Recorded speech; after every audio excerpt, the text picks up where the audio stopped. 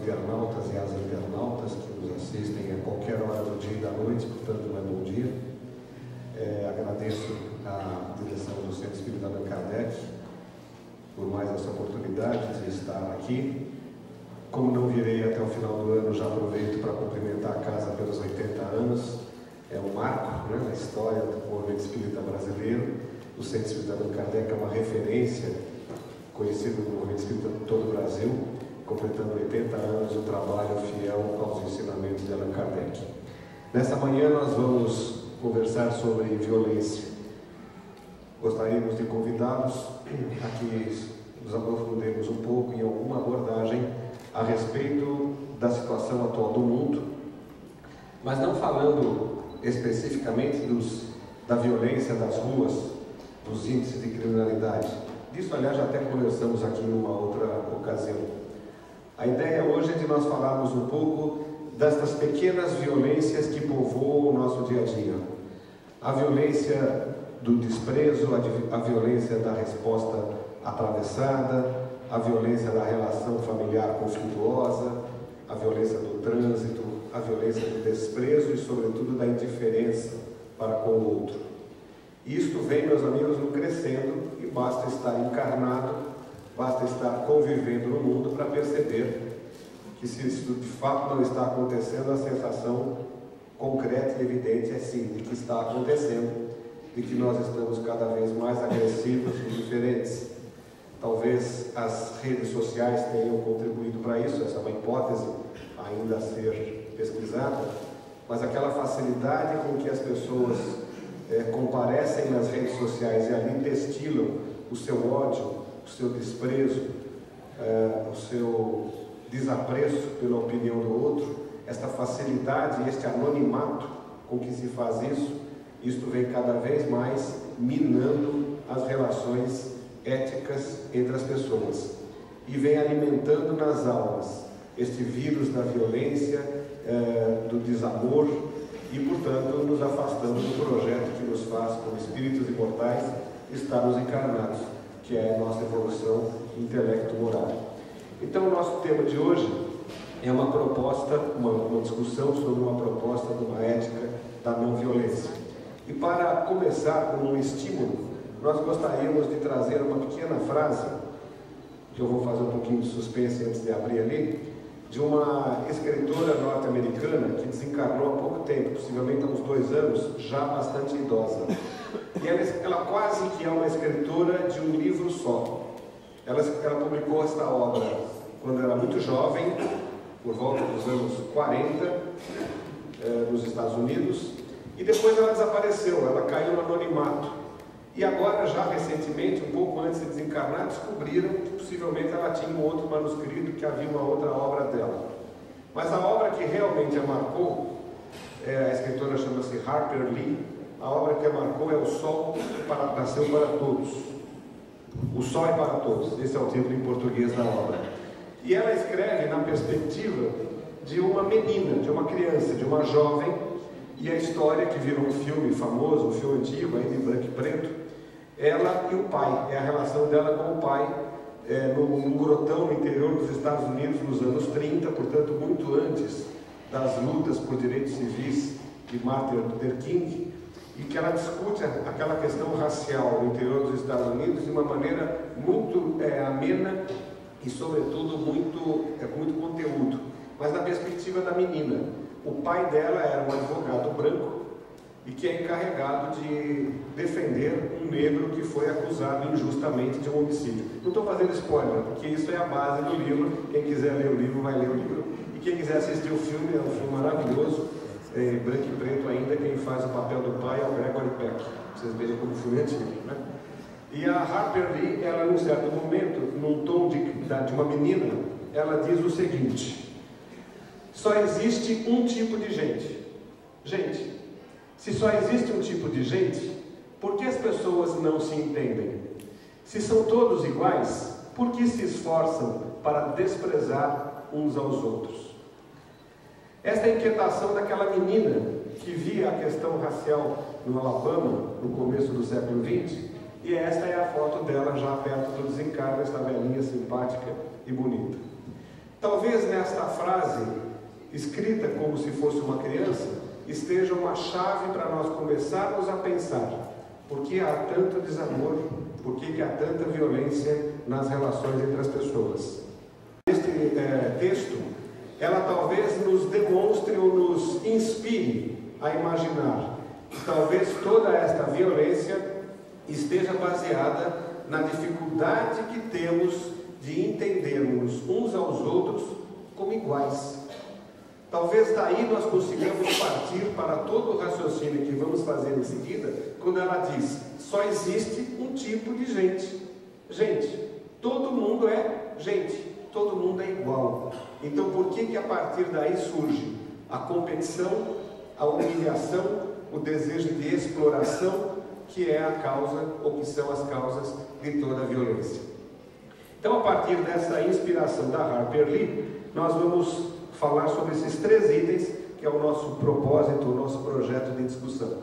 Um mundo que aparentemente estimula a violência e o egoísmo, o individualismo e a solução pelo coletivo. E por fim, vamos chegar ao tema propriamente dito, para uma ética da não violência. E a gente inicia com essa, digamos, esse esforço histórico, para lembrar, se só existe um tipo de gente, como diz a escritora, por que razão que nós nos colocamos sempre em relação de competição e de desigualdade com o outro? E este é um ponto fundamental que a gente gostaria de reafirmar. Quando nós estamos encarnados, talvez também quando estejamos desencarnados, mas aqui eu vou falar especificamente aos encarnados, quando nós estamos encarnados, estamos submetidos às estruturas e às instituições do mundo. Nós somos resultado do nosso passado reencarnatório, é claro que somos, é claro que nós trazemos as nossas conquistas nas encarnações passadas, mas enquanto estamos encarnados, nós somos também muito resultado do contexto em que nós estamos vivendo, das instituições no sentido amplo que plasmam a nossa maneira de agir no mundo. Isto passa pela educação que recebemos em casa e, portanto, as instituições familiares. Isto passa fortemente pela escola, portanto, as instituições educacionais. Isto passa pelo mundo do trabalho, as instituições profissionais. Isto passa pela cidadania, as instituições políticas. Isto passa pelas nossas relações econômicas, as instituições econômicas. E, portanto, todas as relações pessoais entre as pessoas estão fortemente condicionadas pelo contexto histórico, político, econômico, cultural, social que nós vivemos durante todo o tempo que estamos encarnados. Até mesmo durante o desdobramento da alma, durante a noite do corpo físico, nós levamos as impressões e as preocupações do dia a dia que estão contaminadas por essas instituições. Portanto, é um grande equívoco imaginar, e muitas vezes os discursos religiosos reforçam isso, o Espiritismo não deveria reforçar. As religiões tradicionais tentam isolar o homem do mundo e tentam fazer um discurso ahistórico, isto é, à margem da história, como se nós vivêssemos à margem do cotidiano do mundo. O Espiritismo não. A proposta espírita educativa nos coloca no nosso exato contexto de mundo, e é disso que nós estamos falando aqui hoje.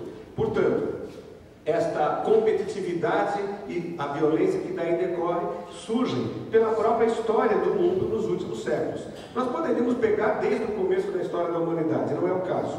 Pegamos aleatoriamente um certo momento, séculos XIX e séculos XX, os 2 últimos séculos, em que se reforçou fortemente na construção deste modo de vida que nós estamos acostumados, aqueles valores do egoísmo, da competitividade extrema, do materialismo, da exploração do trabalho humano e de uma crescente concentração de bens e riquezas. Ou seja, construímos no mundo, o Brasil é apenas uma parte disto, uma ordem econômica, uma ordem política, uma ordem cultural, em que as pessoas passam a se relacionar de modo desigual, quebrando exatamente aquela igualdade natural a que todos estamos submetidos na condição de criaturas e submetidos à condição de igualdade perante Deus.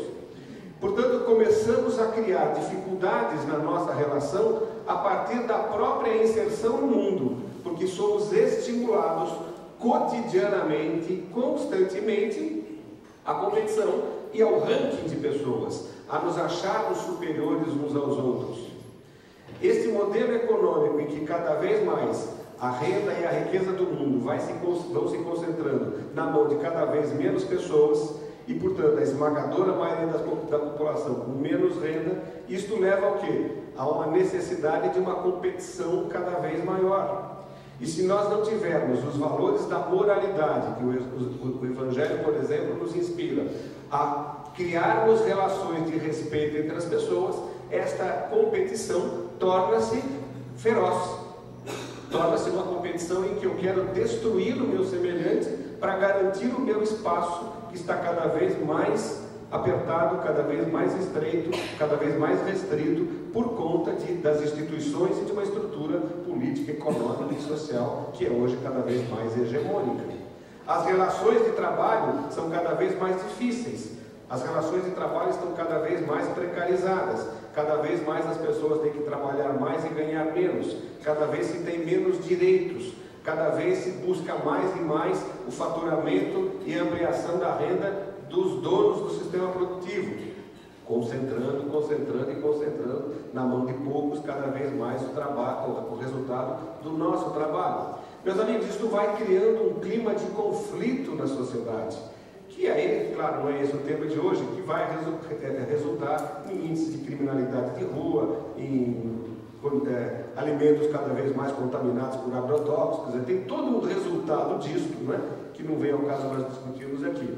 Então, esta situação desemboca no século XXI em reações desesperadas, que a gente chama ali dos fundamentalismos políticos ou religiosos, em que as pessoas tentam buscar soluções dentro daquilo que lhe seja possível, como espíritos imortais que somos, mas limitados à nossa condição evolutiva, de habitantes de um planeta de expiações e provas, em que o mal ainda predomina sobre o bem, e que, portanto, não temos o descortino para entender de uma maneira ampla o problema, e, sobretudo, a capacidade de renunciar aos interesses pequenos para não fazermos com que esta competição seja alguma coisa que destrua o meu irmão, e que, portanto, eu passe a ser um predador do semelhante, e com isso eu acabo estabelecendo, ou me resguardando, nesses pensamentos fundamentalistas que hoje dominam as religiões, dominam a política, não no Brasil apenas, mas no mundo de uma maneira geral, como uma tendência mundial. O que é um pensamento fundamentalista? É o pensamento que exclui a hipótese do não ser. Será que é isto? Essa pergunta não cabe no pensamento fundamentalista. O pensamento fundamentalista é aquele da verdade absoluta. É assim e ponto final. E é uma única verdade.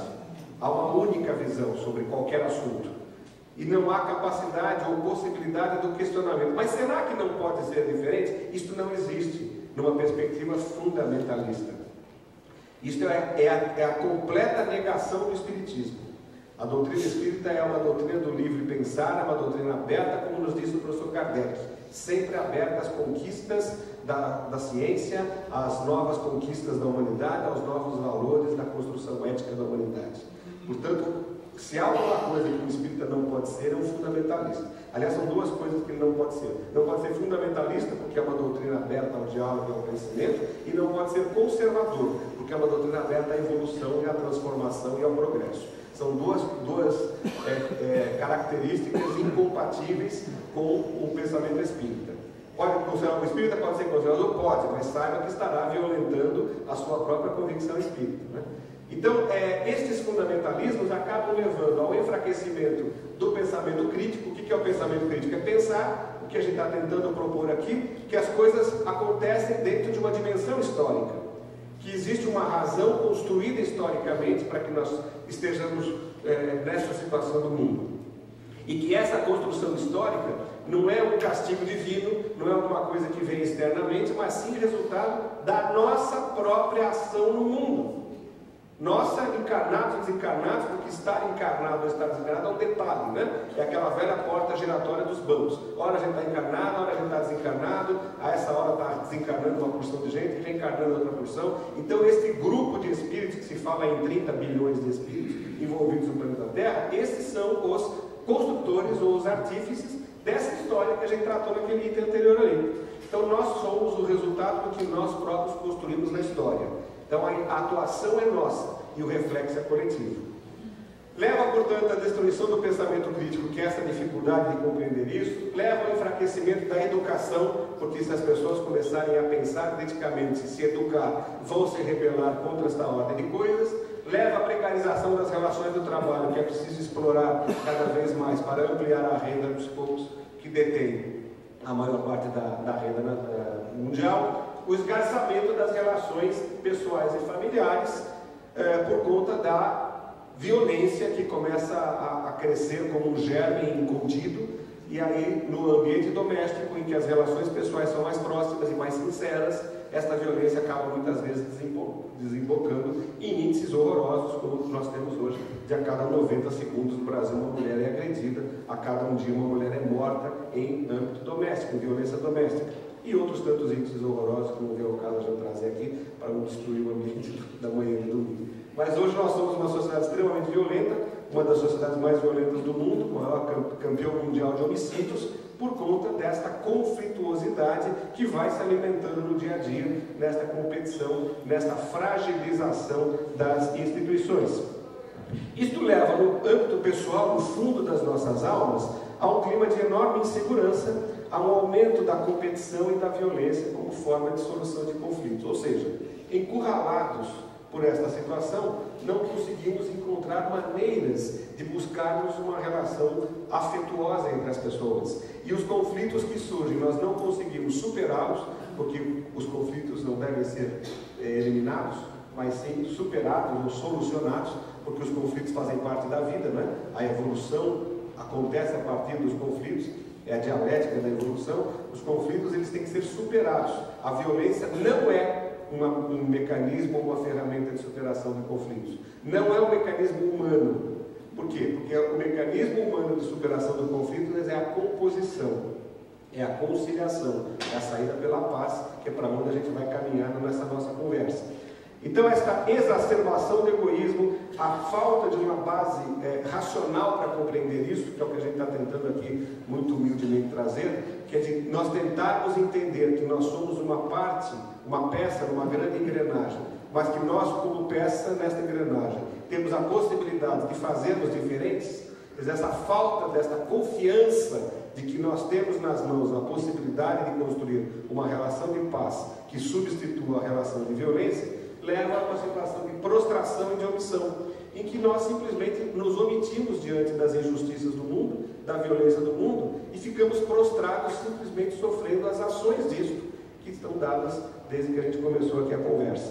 E aí vamos nos refugiar no próprio ego, introjetamos em nós mesmos, e com isso nós ampliamos ainda mais as nossas relações egoístas e, portanto, violentas.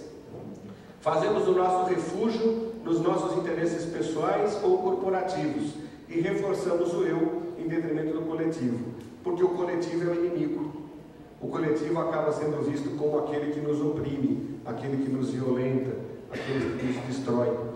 Então é exatamente esta equação que precisa ser quebrada, e é disso que a gente vai falar um pouco adiante: o individualismo e a solução pelo coletivo. Então nós queremos lembrar que nós vivemos diante desse quadro, disso antes, vivemos nesse quadro que a gente traçou aqui nesses 15 minutos de conversa, um momento de crise. Eu acho que isto é uma unanimidade, é um consenso quanto a isso. O mundo vive uma situação de crise. Alguns dirão, essa crise já vem de muito tempo. Ela já é uma crise de muito tempo, de muitos séculos talvez. Os mais pessimistas dirão que a humanidade sempre esteve em crise. Pode ser, porque a evolução ela é uma crise. Ela sempre será um momento de crise, porque é exatamente do desconforto que veio o progresso. Se estiver tudo bem, se nós estivermos acomodados, não tem evolução, porque ninguém estará estimulado a buscar algo novo. Nós só evoluímos quando sentimos o desconforto, e aí temos que buscar uma situação de conforto, aí a gente melhora, a gente cresce.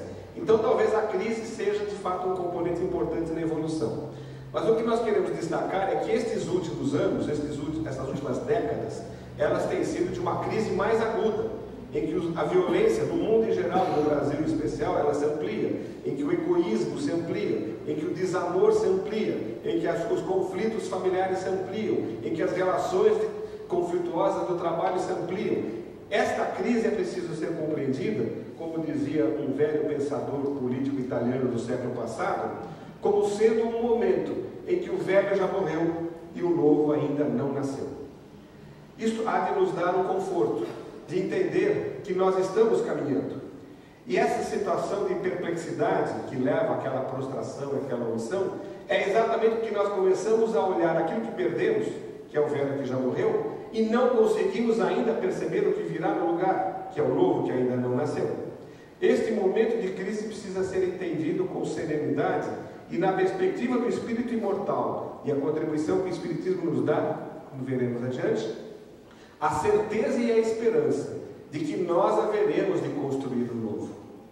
Este novo, que será a superação da crise, não será resultado de uma obra externa de Deus, ou de uma varinha de condão fenomenal e maravilhosa que se reconstrói uma nova ordem para que os homens sejam felizes e vivam aí à base de leite e mel, naquelas velhas escrituras da mitologia. Meus amigos, este é um ponto fundamental que o Espiritismo nos dá, que é a convicção de que a construção do novo e, portanto, a superação da crise está nas nossas mãos. A reconstrução das instituições de mundo, numa ordem política, econômica e cultural, que não estimule a competição, que não estimule o egoísmo, e ao contrário, estimule a cooperação, estimule a solidariedade e a fraternidade, estão nas nossas mãos. Não se trata de sair por aí fazendo a revolução, pegando em armas. Está uma página virada da história. Trata-se de fazer a revolução pelo amor, de fazer a revolução pela paz. Vamos falar um pouco disso. O Espírito Verdade, meus amigos, vai falar disso logo mais, mas é preciso que a gente entenda que essa lição do Espírito Verdade, que eu vou publicar logo adiante aí, de Kardec, ela estimula e reforça o que o conhecimento espírita pode nos dar sobre isso. E esse é um ponto que a gente quer reforçar muito aqui. O Espiritismo tem uma proposta educativa, de um pensamento transformador. Isso é um verdadeiro mantra, né? Que não há palestra que a gente não fale disso, então certamente se forem pegar lá na internet as que a gente já falou aqui, sempre vai encontrar isso. Espiritismo não é doutrina salvacionista. Espiritismo é uma doutrina educadora. Ou seja, a proposta da doutrina espírita não é salvar ninguém. A proposta da doutrina espírita é pedagógica, é de oferecer instrumentos para que nós nos eduquemos e nos transformemos. E na medida em que nos transformamos o mundo, transformamos essas instituições. Num processo, portanto, de dependência. Nós não somos independentes uns dos outros. Dependemos permanentemente. Estejamos encarnados ou desencarnados, ninguém evolui sozinho. E este processo de evolução mútua, em que um ajuda o outro ajuda um, e ambos evoluem e crescem, é um processo educativo, uma relação ética de educação, de respeito aos direitos do outro. Então ela é baseada no direito, ela é baseada no respeito, ela é baseada na paz. Portanto, ela vai estimular as pessoas, nós mesmos, a vivência solidária e fraterna, e, portanto, destacar a importância do coletivo. Ali está colocando a importância do coletivo e a responsabilidade do todo. Quer dizer, não é em detrimento do individual, não é que se substitua, é que se concorda. Quer dizer, junto com a importância do eu está o nós. Não é só o nós em que eu me anule. Isto também não é espiritismo, não é só o eu em que eu anulo nós. São as duas coisas. Nós e eu e nós. Todo o tempo nós estamos juntos. Eu me fortaleço na medida em que eu ajo no mundo para superar estas instituições e estas relações, esta ordem egoísta e competitiva. Esta é a proposta espírita, portanto, uma postura ou atitude individual voltada, e aqui a gente quer colocar 4 balizas fundamentais para pensarmos. O primeiro é a busca da espiritualidade. Notem, os amigos e as amigas, que a gente fala em busca da espiritualidade como sentido da vida além do imediato e da matéria. Não busca da religião. A religião pode servir para isso, mas não há de servir necessariamente. E a história da humanidade mostra que não tem servido. A religião tem contribuído em muito para a violência, para a exploração, para a diferença e as classes e as hierarquias entre as pessoas. O que aproxima as pessoas em valores de paz e aproxima as pessoas de Deus é a espiritualidade, isto é, a dimensão de transcendência, aquilo que nos tira dos nossos interesses pequenos e egoístas, do eu, do ego, e nos coloca no compromisso com o todo, o nosso, que tira a nossa existência da condição imediata, hedonista, da mera sobrevivência física e coloca a nossa existência como um instrumento de construção da evolução espiritual, da eternidade, da busca de uma evolução que transcenderá a esta única existência física. Quando Kardec fala de materialismo como inimigo, ele está se referindo a isto, a este nível de valor que era muito pujante no século XIX na França, em que as coisas valiam pelo momento, em que a encarnação e os valores do mundo eram voltados exclusivamente àquele momento, e não na dimensão espiritual, não à sobrevivência da alma, que é um conceito, portanto, que passa ao largo das religiões em si. A existência do espírito e a sobrevivência do espírito à morte física é um valor universal que um dia haverá de ser pesquisado e comprovado pela ciência com métodos próprios para isso, e que não tem, portanto, a ver com um conceito ou um pensamento religioso que é o da revelação simplesmente pela fé e não pela razão, como é a proposta espírita. A segunda baliza fundamental é a reflexão crítica a partir do conhecimento e da razão, porque a matéria-prima do professor Allan Kardec é a razão. O Espiritismo é filho do Iluminismo. Ou seja, nós somos uma doutrina, como espíritas, que somos uma doutrina pós-iluminista. O iluminismo é aquele movimento filosófico do final do século XVIII, começo do século XIX, que marca a supremacia da razão sobre a fé cega das velhas religiões. Era um momento ainda de grandes conflitos entre o catolicismo romano e as igrejas reformadas protestantes de Lutero, Calvino, etc. Então, aqueles conflitos dos huguenotes na França, que resultou na noite de São Bartolomeu, etc., isto tudo vai resultar num ambiente e num pensamento filosófico em que essas coisas se dão como superadas. Isto era a infância da humanidade. A partir dali, daquele conjunto de pensamentos heterodoxos e heterogêneos, não são iguais, dos vários filósofos iluministas na França, na Alemanha, um pouquinho na Itália, na Inglaterra, na Holanda, é exatamente de emancipação do homem a partir do seu pensamento, a partir da sua razão. Kardec vai por aí. Kardec, como um discípulo de Pestalozzi, que era, por sua vez, discípulo de Rousseau, um dos grandes nomes desse movimento iluminista, propõe-nos exatamente que trabalhemos sempre de um modo racional, a partir de uma reflexão crítica, que é o que as casas espíritas tentam fazer, é o que humildemente a gente tenta fazer nesta manhã, trazendo a presença e a consideração de vocês exatamente um pensamento crítico a respeito do que existe e do que é possível ser feito, tirando onde, de que fonte? Da doutrina espírita, do pensamento de Kardec, de onde a gente não deve se afastar, deve ser sempre a nossa fonte permanente. Então a reflexão crítica é uma reação ao que o mundo nos impõe, com programas televisivos que nos convidam a não pensar, com escolas que nos convidam a não pensar, com discursos políticos e religiosos que nos convidam a não pensar. A indigência do pensamento leva-nos àquela situação de prostração e de mergulho no próprio eu, no próprio ego. O compromisso com o outro pressupõe romper isto e entender a dinâmica social como um todo, entender a história, entender a lógica da economia e o que está por trás dela, entender os grandes interesses que estão por trás das relações de trabalho e dos discursos em torno disto. Então esta reflexão crítica deve ser um exercício constante do espírito que quer aproveitar plenamente a sua encarnação. Significa não renunciar ao inalienável direito de pensar.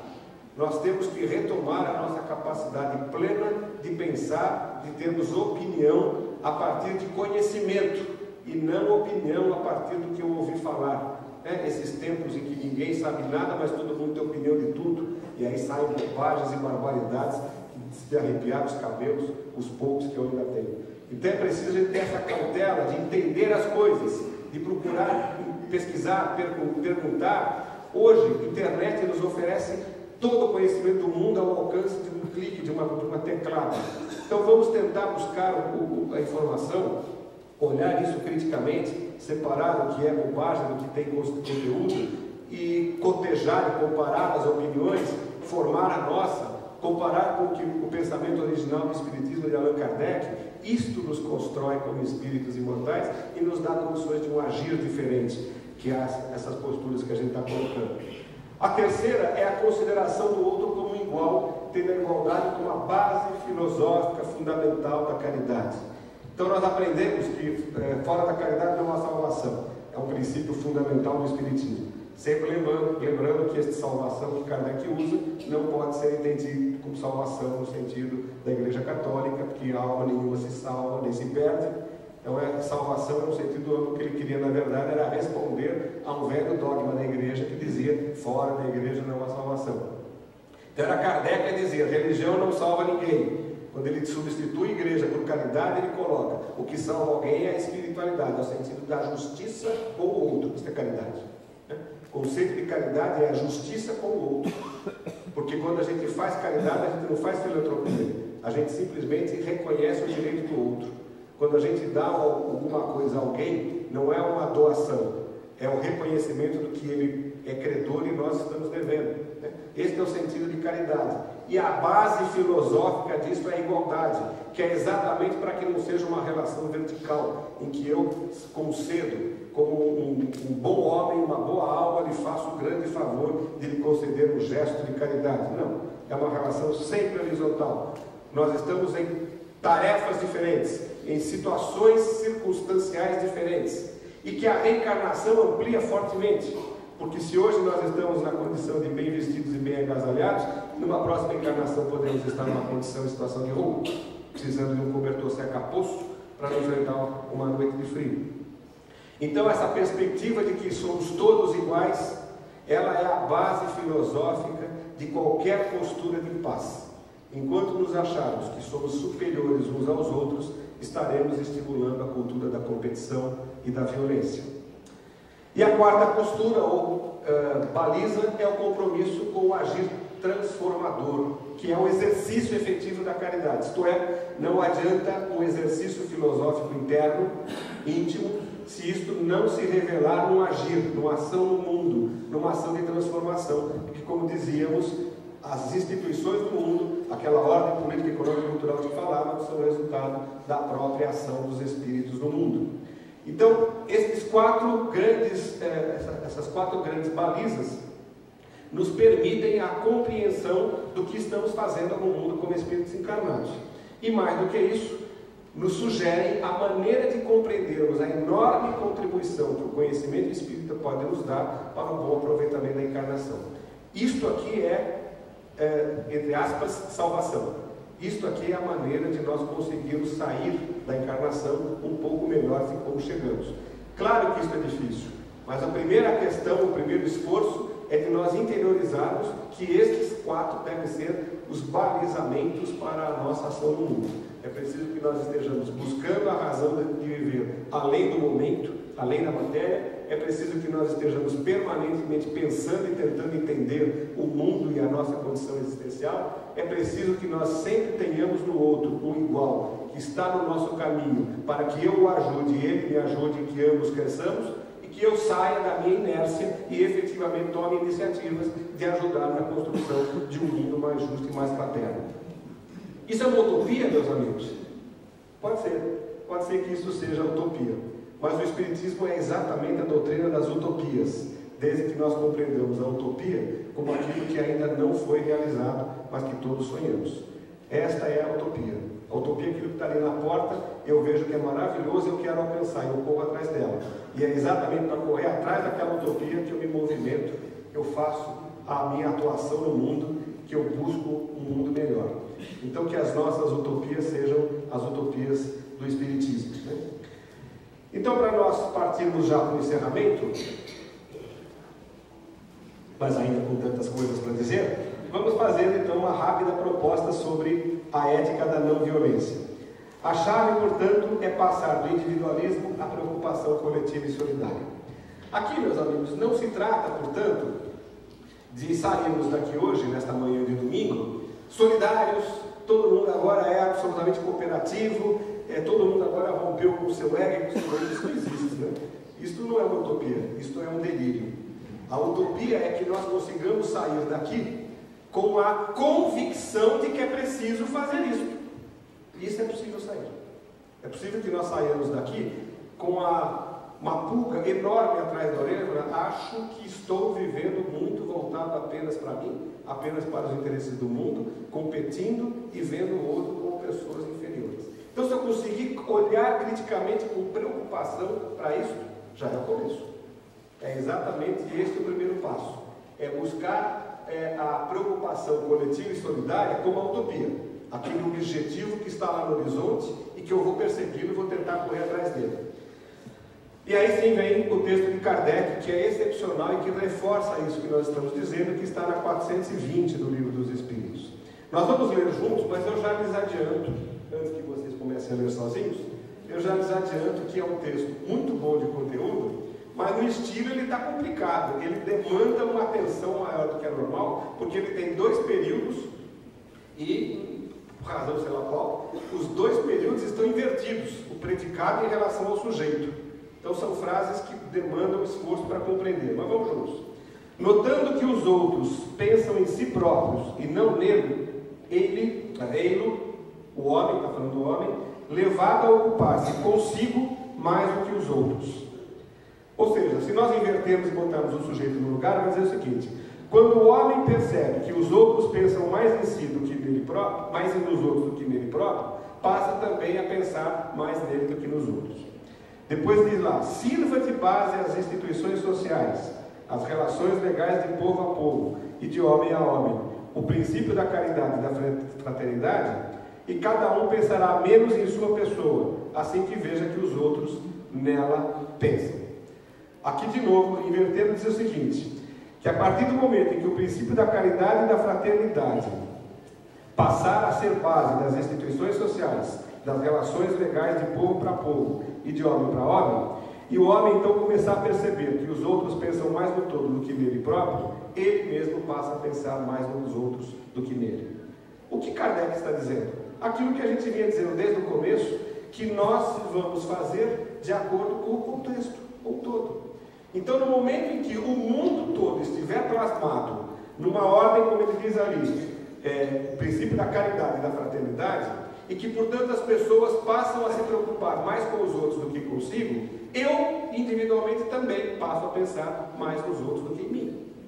E enquanto o mundo estiver longe do princípio da caridade e da fraternidade, os homens pensam mais em si do que nos outros, eu também penso mais em mim do que nos outros.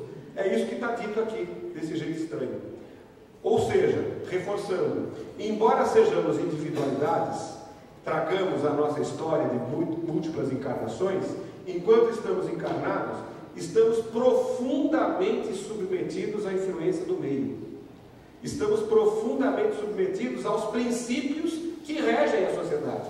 Então, se os princípios são da competição, do egoísmo, da violência, e as pessoas, portanto, tendem a pensar mais em si próprias, na competição e no egoísmo, do que nos outros, eu também vou fazer isso, porque é a minha estratégia de sobrevivência.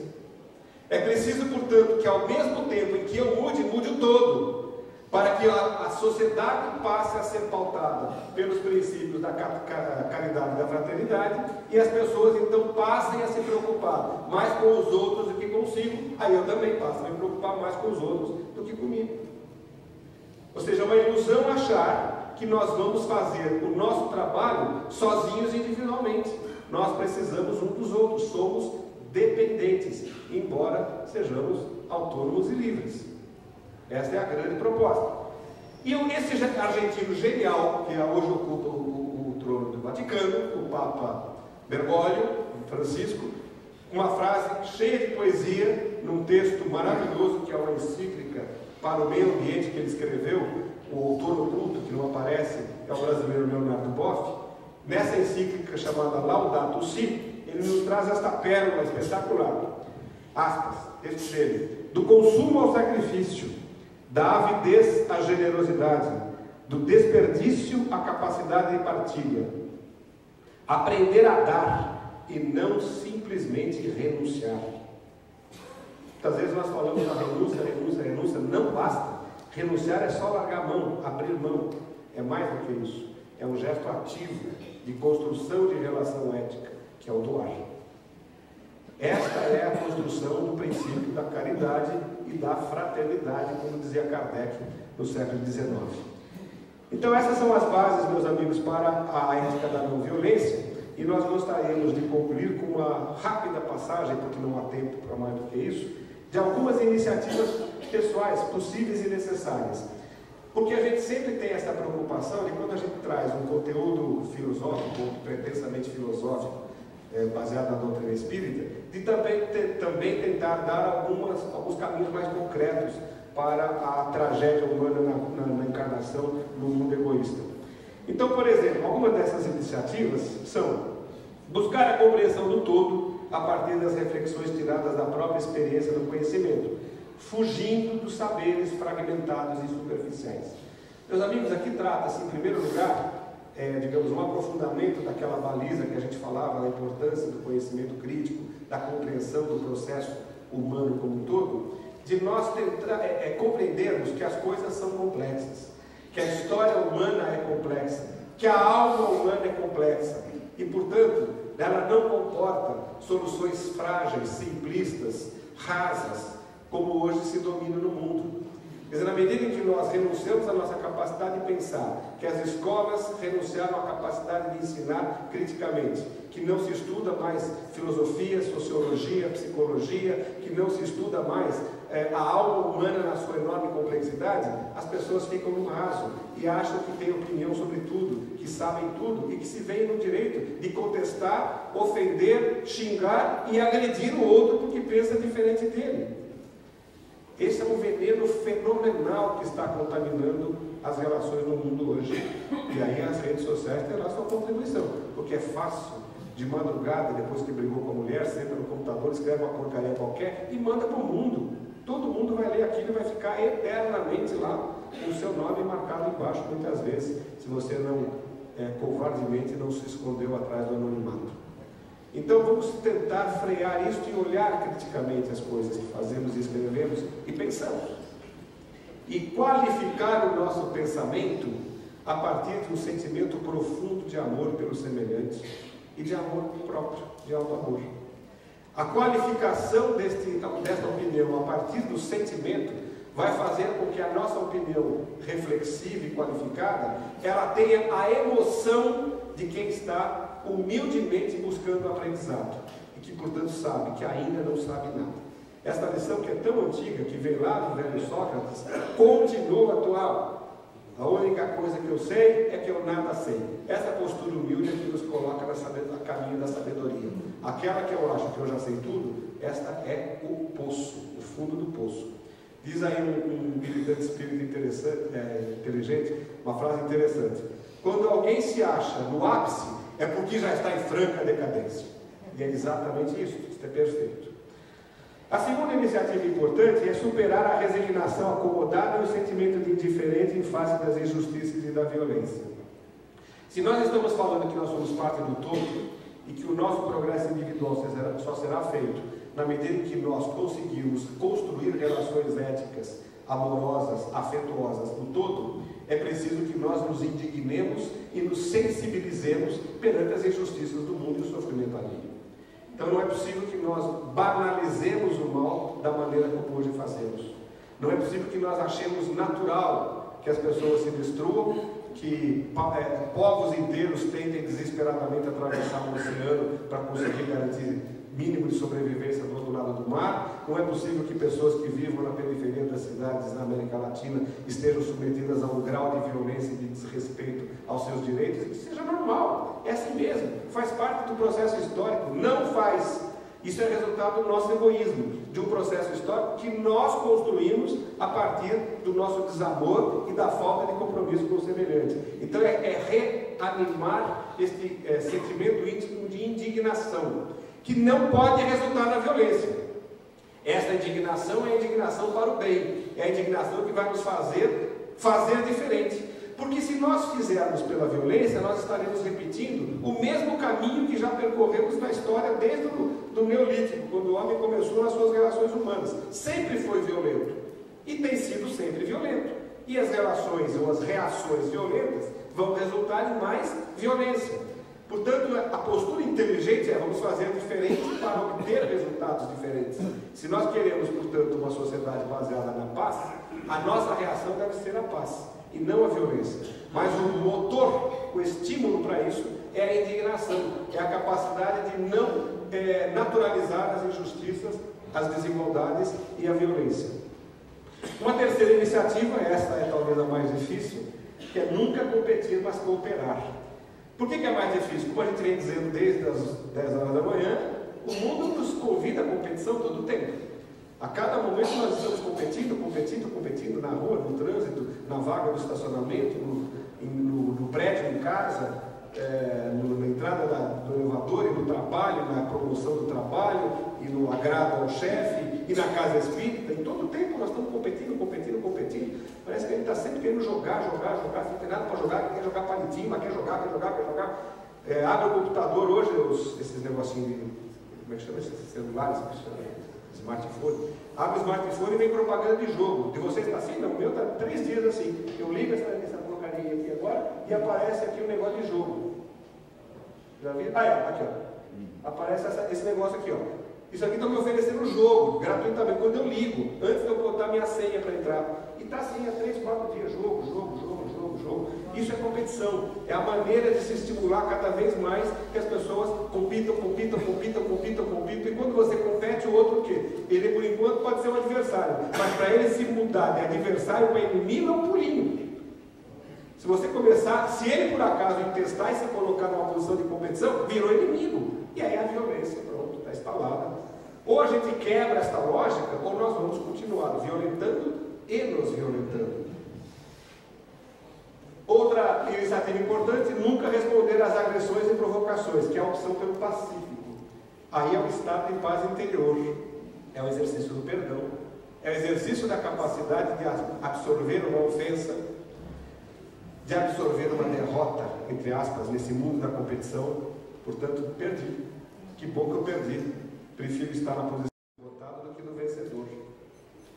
E assimilar isto sem amarguras, mas também não transformar isso num câncer, né?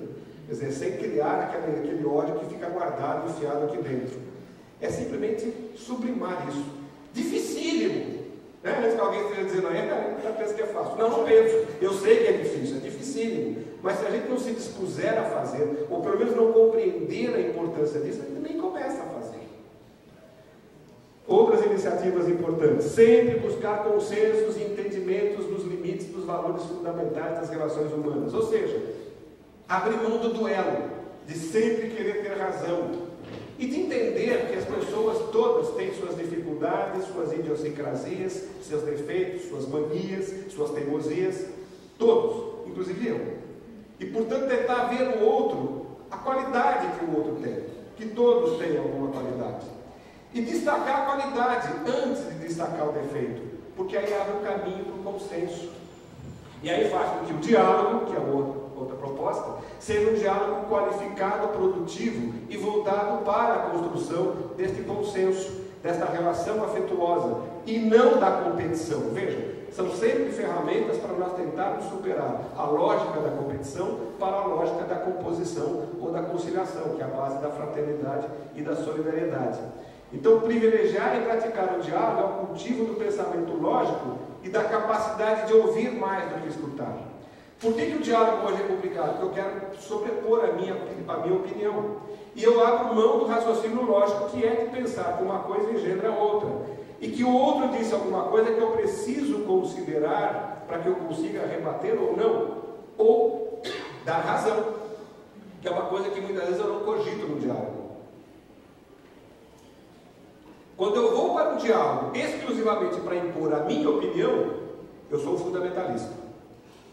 Agora, se eu vou para um diálogo para expor a minha opinião, mas ouvir a do outro e quem sabe mudar a minha, aí eu sou um democrata, aí eu sou um humanista, aí eu estou no caminho da proposta educativa da doutrina espírita. E isto é exercício. De novo, antes que lá atrás estejam pensando, ele acha que é fácil. Não, eu sei que é difícil, mas tem que tentar fazer. E é preciso teorizar sobre isso, como nós estamos fazendo aqui. Por quê? Porque é desta teorização que sai o estímulo racional para fazer isso. É assim que a gente raciocina em doutrina espírita. Por último, ensinar no cotidiano da vida pela doçura e pela persuasão, e nunca pela força. Portanto, se nós temos essas convicções de que nós estamos falando há 50 minutos, é que nós tentemos fazer com que elas se disseminem no nosso entorno, em todos os ambientes em que nós vivemos, pelo exemplo, pela brandura, pela doçura, e sempre dizendo de um modo doce e respeitoso, e jamais querendo impor pelo grito ou pela violência, porque aí, como nos diz o Espírito Verdade, se há alguma coisa que possa ser imposta, é o bem e a fraternidade, mas não acreditemos que o meio de fazê-lo seja a violência. A convicção não se impõe. Isso está na 841 do Livro dos Espíritos. Portanto, se nós nos convencemos disto tudo que conversamos nesses 20 minutos que aqui estamos, que tentemos levar adiante, não só para nós, mas para as pessoas com quem convivemos, com brandura, com doçura, de uma maneira meiga, convincente, em que nós tentemos convencer o outro e não impor, porque se nós quisermos impor, voltamos ao pensamento e à lógica fundamentalista, veneno. Meus amigos, é indispensável a espiritualidade, é o cenário para isso tudo. E todas essas dicas que a gente pôs aí nas duas últimas transparências, elas só fazem sentido se nós tivermos a ideia de que somos espíritos mortais, que trazemos um passado reencarnatório, que temos uma tarefa como reencarnados, que é a nossa evolução e ajudar na evolução do outro. Ou seja, a tudo adicionar a convicção na imortalidade e na justiça. Justiça no sentido da espiritualidade, das coisas que acontecem dentro de uma lógica. E no firme propósito de transformar-se moral e espiritualmente, na exata medida em que se contribui para a transformação do próximo e do mundo. Ou seja, todas essas relações amorosas, fraternas, iguais, cooperativas, solidárias, elas serão uma ferramenta fundamental na minha evolução moral e intelectual, na exata medida em que eu quiser que estas relações com o outro também sirvam para que ele faça a evolução dele. E aí ele ajudará a fazer a minha. E nós mudamos o mundo, transformamos as instituições, fazemos com que haja uma nova ordem política, econômica, cultural no mundo, que não estimule a concentração de renda, que não estimule o egoísmo, que não estimule a exploração do trabalho, que não estimule a violência. Enfim, meus amigos, a paz no mundo depende da paz interior de cada um. Viver em paz pressupõe o desapego de si e o encontro com o próximo. E se o próximo é igual a mim, eu passo a evitar o conflito e construo uma ética de não violência. Portanto, começa aqui dentro, mas não morre aqui dentro. Não basta simplesmente aqui dentro. Aqui dentro é o eremita, que vai para o deserto, acha que ele fica no alto da montanha, meditando, e com isso ele se salvou. Isso é uma bobagem. Pensamento superado, pensamento religioso, fundamentalista, egoísta. A evolução do homem, na perspectiva espírita, se faz no movimento interior, que é este que todos nós estamos nos convidando nesta manhã, para um movimento em direção do próximo, da construção de uma relação de desapego de si e de encontro com o próximo. E quando eu encontro o próximo e vejo nele alguém igual a mim, eu estabeleço uma relação horizontal. Essa relação horizontal é a relação da paz. Aí não tem mais competição, aí não tem mais violência, a gente tenta superar a violência, tenta construir uma relação de uma ética de paz. Queria agradecer muito a presença, a atenção de todos e deixar uma última frase de um inglês que eu não conhecia. É um inglês que foi citado, eu descobri assim, numa obra do Hermínio Corrêa de Miranda, eu acho que Procuradores de Deus, que é a primeira obra do Hermínio. E aí eu fui à internet, fonte sempre presente, Wikipedia, etc., e descobri este senhor, William Ralph Angel, ou Angel, não sei exatamente como fala o nome dele. Ele foi um escritor anglicano inglês, um professor de teologia em Cambridge, na Inglaterra. Ele viveu de 1860 a 1954, portanto na virada do 19 para o 20, e foi citado pelo Hermínio Miranda.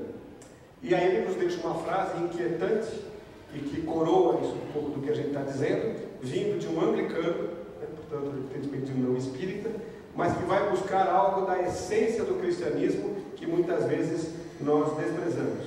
Diz William Ralph Angel: o cristianismo prometeu tornar livres os homens, jamais prometeu fazê-los independentes. Meus amigos, muito obrigado. Ótimo domingo a todos. Que sejamos muito felizes.